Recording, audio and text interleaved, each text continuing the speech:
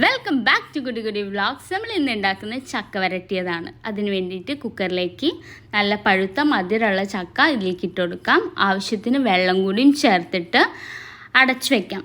അതിന് ശേഷം ഒരു 5 വിസിൽ വരുമ്പോൾ നമുക്കിത് ഓഫ് ചെയ്ത് കൊടുക്കാം. 5 വിസിലിന് ശേഷം നമ്മളിത് ഓഫ് ചെയ്തിട്ട് അപ്പോൾ നമുക്ക് ഇതുപോലത്തെയാണ് കേട്ടോ കിട്ടാം. നമ്മൾ ഇത് ഇനി ഒരു ബ്രൗൺ കളർ ആവുന്നത് വരെ നമ്മൾ ഈ ഒരു പ്രൊസീജിയർ നമ്മൾ ചെയ്തുകൊണ്ടിരിക്കണം.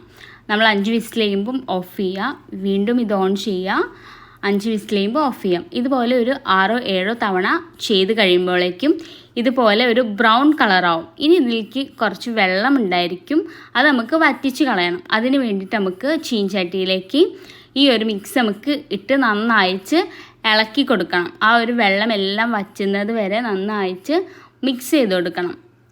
അപ്പോൾ അതിൻ്റെ മുന്നേ നമുക്ക് ഇതിലേക്ക് കുറച്ച് നെയ്യും കൂടി ഒഴിച്ചു കൊടുക്കാം കേട്ടോ. ഇപ്പോൾ മധുരം കുറവാണെന്നുണ്ടെങ്കിൽ നമുക്ക് വേണമെങ്കിൽ ശർക്കര ചേർത്ത് കൊടുക്കാം, വേണമെന്നുണ്ടെങ്കിൽ. പക്ഷേ അതിൻ്റെ ഒന്നും ഒരു ആവശ്യമില്ല. കാരണം നമ്മൾ ചക്കപ്പം, ഉണ്ണിയപ്പം എല്ലാം ഉണ്ടാക്കുമ്പോൾ നമ്മൾ പ്രത്യേകം അതിൽ ശർക്കര ചേർക്കലുണ്ട്. അപ്പോൾ പിന്നെ ഇതിൽ പ്രത്യേകം ചേർക്കേണ്ട ആവശ്യമൊന്നുമില്ല. നമുക്കിത് നന്നായിട്ട് ഒന്ന് മിക്സ് ചെയ്ത് ഇതിലത്തെ വെള്ളമൊക്കെ വറ്റുന്നത് വരെ ഒന്ന് കാത്തു വെക്കാം. അപ്പോൾ ഇത് വളരെ ഈസി ആയിട്ടുള്ളൊരു മെത്തേഡാണ്. കാരണം നമുക്ക് വേറെ ഒന്നും വേണ്ട, ആകെ വേണ്ടത് പഴുത്ത ചക്ക മാത്രമാണ്. അപ്പോൾ എല്ലാവരും ഇതൊന്ന് ട്രൈ ചെയ്ത് നോക്കണം കേട്ടോ. ഇത് ഭയങ്കര സിമ്പിളാണ്, അതുപോലെ കേടൊന്നും വരില്ല. നമുക്ക് എത്ര കാലം വേണമെങ്കിലും ഫ്രീസറിൽ സൂക്ഷിച്ച് കഴിഞ്ഞാൽ നമുക്ക് ആവശ്യത്തിന് നമുക്കിങ്ങനെ എടുക്കാൻ പറ്റും. അങ്ങനെ നമ്മുടെ ചക്കവരട്ടി ഇവിടെ റെഡി ആയിട്ടുണ്ട്. ഇത് നമുക്ക് ഇനി ഒരു എയർ ടൈറ്റ് കണ്ടെയ്നറിലാക്കിയിട്ട് നമുക്ക് ഫ്രീസറിൽ സൂക്ഷിച്ച് വയ്ക്കാം.